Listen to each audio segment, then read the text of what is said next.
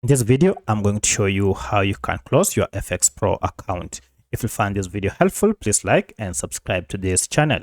Now to get started, go ahead and log into your FxPro account to be able to close it. Then head over to your profile icon here, and under this, you should see we have this option, close account. Now if you tap on it, FxPro will try to give you alternatives.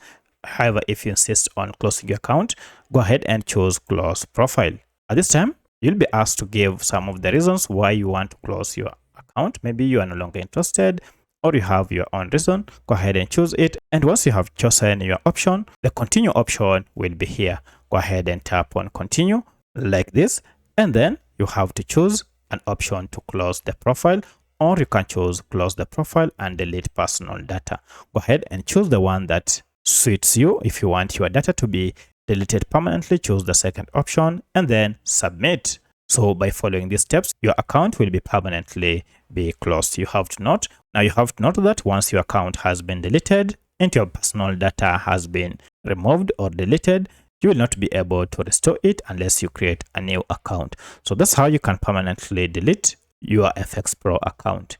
If you have any other question, kindly let me know in the comment section. Otherwise, thanks for watching and let's meet in the next video.